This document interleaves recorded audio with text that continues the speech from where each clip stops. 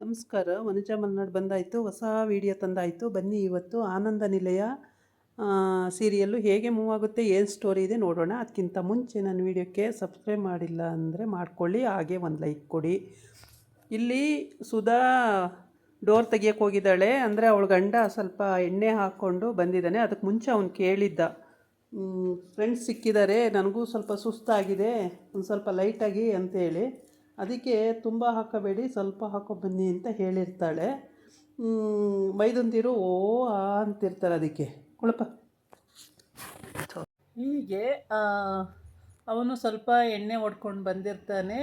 ಅವಳಿಗೆ ಗೊತ್ತಿರುತ್ತೆ, ತೀರ ಓವರಾಗೇನು ಆಡಲ್ಲ, ಸುಸ್ತಾಗಿರ್ತಾರೆ ಅಂತೇಳ್ಬಿಟ್ಟು ಗೊತ್ತಿರುತ್ತೆ, ಹೇಳಿರ್ತಾನೆ. ಆಮೇಲೆ ಅಲ್ಲಿ ಹಾಲಲ್ಲೇ ಅಲ್ಲಿ ಇಲ್ಲಿ ಮನ್ಕೊಳಕ್ಕೆ ಹೋಗ್ತಾನೆ. ಆಮೇಲೆ ಕಷ್ಟಪಟ್ಟು ರೂಮಿಗೆ ಕರ್ಕೊಂಡು ಬರ್ತಾಳೆ. ಅದೆಲ್ಲ ಮೈದುಂದಿರಿಗೆ ಗೊತ್ತಿರುತ್ತೆ, ಅಣ್ಣ ಆ ಥರ ಮಾಡ್ತಿರೋದು, ಅದಕ್ಕೆ ಕರ್ಕೊಂಡು ಹೋಗ್ತಿರೋದು ಎಲ್ಲ ಗೊತ್ತಿರುತ್ತೆ. ಆದರೆ ಸುಮ್ಮನೆ ಕಣ್ಣು ಮುಚ್ಕೊಂಡು ಮಲಗಿರ್ತಾರೆ. ಆಮೇಲೆ ಅವನ್ನ ರೂಮಿಗೆ ಕರ್ಕೊಂಡೋಗಿ ರೂಮಲ್ಲಿ ಮಲಗಿಸ್ಬಿಟ್ಟು ಹೇಳ್ತಾನೆ, ನಾನು ಅನ್ಯಾಯ ಮಾಡಿಬಿಟ್ಟೆ ನಿನಗೆ, ಆದರೆ ನಂದೊಂದು ಆಸೆ, ನನ್ನ ತಮ್ಮಂದಿರೇ ನನಗೆ ಪ್ರಪಂಚ, ನನ್ನ ತಮ್ಮದಿರು ಬಿಟ್ಟರೆ ನನಗೆ ಬೇರೆ ಯಾರೂ ಕಣ್ಣಿಗೆ ಕಾಣಲ್ಲ, ನನ್ನ ತಮ್ಮದಿರೇ ನನಗೆ ಪ್ರಪಂಚ ಅಂತ ಹೇಳ್ತಾ ಇರ್ತಾನೆ. ಅದನ್ನು ಕೇಳಿಸ್ಕೊಂಡ ತಮ್ಮದಿರು ಕತ್ತೆತ್ತು ಎಲ್ಲ ಎಚ್ಚರಾಗ್ಬಿಟ್ಟು ಎಲ್ಲ ಎದ್ದು ನೋಡ್ತಾ ಇರ್ತಾರೆ. ಆಗ ಅವ್ರಿಗೆ ಅರ್ಥ ಆಗುತ್ತೆ ನಮ್ಮಣ್ಣ ಏನು ಅಂತೇಳಿ. ಸುಮ್ಮನೆ ಅದಕ್ಕೆ ಕರ್ಕೊಂಡು ಹೋಗೋದಕ್ಕೆ ಮಲಗಿರ್ತಾರೆ, ಸುಮ್ಮನೆ ಗೊತ್ತಿರುತ್ತೆ. ಆಮೇಲೆ ಊಟ ಮಾಡಲ್ಲ, ಏನಿಲ್ಲ, ಕರ್ಕೊಂಡೋಗಿ ಮಂಗಿಸ್ತಾಳೆ.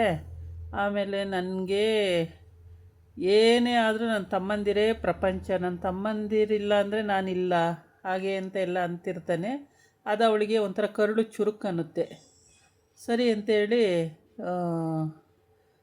ಸುಧಾ ಯಾವುದಕ್ಕೂ ಬೇಜಾರು ಮಾಡ್ಕೊಳ್ಳಲ್ಲ ಪಾಪ. ಅವಳು ಹೇಳ್ಬೇಕಂದ್ರೆ ಎಲ್ಲದಕ್ಕೂ ಹೊಂದಾಣಿಕೆ ಮಾಡ್ಕೊತಾಳೆ ಹೊರತು ಯಾವುದಕ್ಕೂ ಬೇಜಾರು ಮಾಡ್ಕೊಳ್ಳಲ್ಲ. ಏಕೆಂದರೆ ಅವಳು ಮದುವೆ ಆದಾಗಲೇ ಇವನು ಭಾಷೆ ತಗೊಂಡಿರ್ತಾನೆ ಗಂಡ ಧರ್ಮ, ಏನೂ ಆಗಲ್ಲ ನನಗೆ, ನನ್ನ ತಮ್ಮದಿರೇ ಪ್ರಪಂಚ, ನಮಗೆ ಮಕ್ಕಳು ಬೇಡ ಅಂತ ಹೇಳ್ಬಿಟ್ಟು ಅವಾಗಲೇ ಭಾಷೆ ತಗೊಂಡಿರ್ತಾನೆ.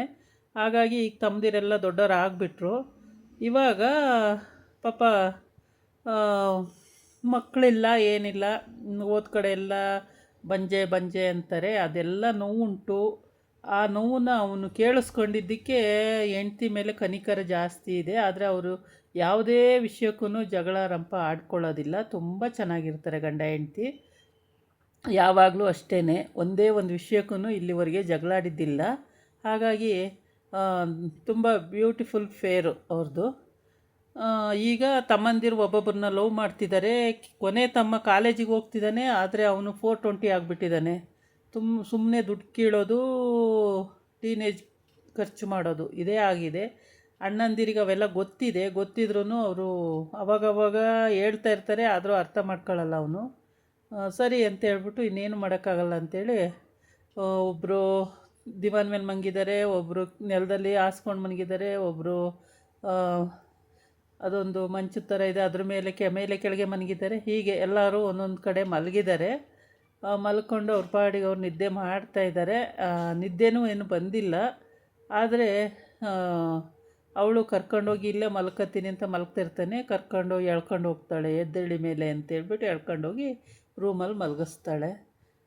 ಅವರ ಅಮ್ಮಂಗೂ ಕೂಡ ಗೊತ್ತಿದೆ ಮಕ್ಕಳು ಏನಕ್ಕೆ ಮಾಡ್ಕೊಳ್ಳಿಲ್ಲ ಅಂಥೇಳಿ.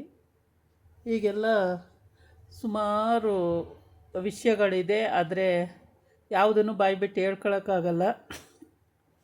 ಮುಂದೆ ಕೂಡ ಕಷ್ಟ ಇದೆ. ಯಾಕೆಂದರೆ ತಮ್ಮಂದಿರು ಮದುವೆ ಆದಮೇಲೆ ಪಾಪ ಇವ್ರು ನೊಂದ್ಕೊಳ್ಳೋ ರೀತಿ ಮಕ್ಕಳಿದ್ದಿದ್ರೆ ಅನ್ನಂಗೆ ಆಗುತ್ತೆ. ಅವಾಗ ಅಯ್ಯೋ ನಾನು ಅನ್ಯಾಯ ಮಾಡಿಬಿಟ್ಟೆ, ನಿನಗೆ ಭಾಷೆ ತಗೊಂಡು ಅನ್ಯಾಯ ಮಾಡಿಬಿಟ್ಟೆ ಅಂತಾನೆ. ಆ ಅನ್ಯಾಯ ಮಾಡುವ ಮುಂಚೆ ಅವನು ಯೋಚನೆ ಮಾಡಿದರೆ ಒಂದೇ ಒಂದು ಮಗು ಮಾಡ್ಕೊಂಡಿದ್ರೆ ಸಾಕಾಗಿತ್ತು. ಇವಾಗ ಅದು ಇಲ್ಲ ಇದಿಲ್ಲ ಅನ್ನಂಗೆ ಮಾಡ್ಕೊಬಿಟ್ಟಿದ್ದಾನೆ. ಕೊನೆ ತಮ್ಮ ನೋಡಿದರೆ ಆ ಥರ 420 ಕೆಲಸ ಮಾಡ್ತಿದ್ದಾನೆ. ಅದು ಅಣ್ಣನ ಕಿವಿವರೆಗೂ ಬಂದಿಲ್ಲ ಇನ್ನು ಅತ್ತೆ ಅವ್ರಿಗೆ ಟ್ಯಾಬ್ಲೆಟ್ಸು ಆ ಥರ ಎಲ್ಲ ಕೊಡೋದು ಅದೆಲ್ಲ ಸುಧಾನೇ ನೋಡ್ಕೊಳ್ತಾಳೆ. ಪಾಪ ಅತ್ತೆದೇನು ಜವಾಬ್ದಾರಿ ಇಲ್ಲ, ಹಂಗಾಗಿ ಅತ್ತೆಗೆ ಯಾವುದೂ ಗೊತ್ತಿಲ್ಲ. ಅವ್ರ ಪಾಡಿಗೆ ಅವ್ರು ಇರ್ತಾರೆ. ಇನ್ನು ತಮ್ಮಂದಿರು ಮಧ್ಯದವ್ರು ಇಬ್ಬರು ಇದ್ದಾರೆ, ಅವರಿಗೆಲ್ಲ ಗೊತ್ತಿರುತ್ತೆ. ಗೊತ್ತಿದ್ದರೂ ತಮ್ಮನ ಬಗ್ಗೆ ಅವಾಗವಾಗ ಹೇಳ್ತಾ ಇರ್ತಾರೆ. ಅದಕ್ಕೆ ಕೊಡಬೇಡಿ ಅದಕ್ಕೆ ಏನಕ್ಕೆ ಅಂತ ಕೇಳಿಕೊಡಿ ಅದಕ್ಕೆ ಹಂಗೆ ಹಿಂಗೆ ಅಂತ ಹೇಳ್ತಾ ಇರ್ತಾರೆ. ಸುಮ್ಮನಿರ್ರೋ ಅವ್ರಿಗೆ ಓದ್ಕೊಳ್ಳೋಕ್ಕೆ ಅವನಿಗೆ ಕಾಲೇಜಲ್ಲೆಲ್ಲ ಖರ್ಚಿರುತ್ತೆ, ಸುಮ್ಮನಿರ್ರೋ ಅಂತಾಳೆ. ಹೀಗೆ ಯಾವಾಗ್ಲೂ ಪಾಪ ಅವಳು ಎಲ್ಲದಕ್ಕೂ ಗಂಡನ ಹತ್ರ ಹೇಳಿ ದುಡ್ಡು ಕೊಡಿಸೋದು ಮಾಡೋದು ಎಲ್ಲ ಮಾಡ್ತಾಳೆ.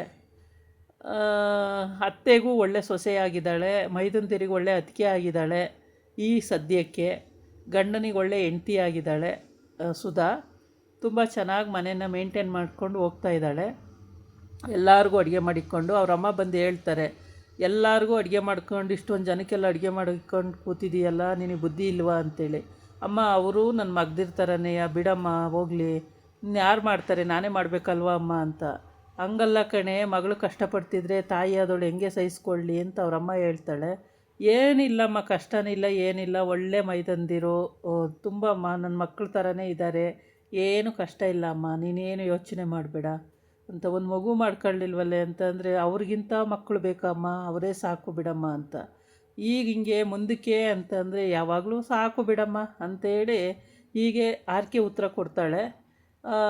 ಅಮ್ಮ ಇನ್ನೇನು ಹೇಳ್ತಾರೆ, ಅಮ್ಮ ಆಯಿತು ಅಂತೇಳ್ಬಿಟ್ಟು ಅವ್ರ ಪಾಡಿಗೆ ಅವ್ರು ಹೊರಟೋಗ್ತಾರೆ. ಇದಾಗಿತ್ತು ಇವತ್ತಿನ ವೀಡಿಯೋ. ನಾಳೆ ಇನ್ನೊಂದು ವೀಡಿಯೋ ಜೊತೆ ಬರ್ತೀನಿ. ನಮಸ್ಕಾರ.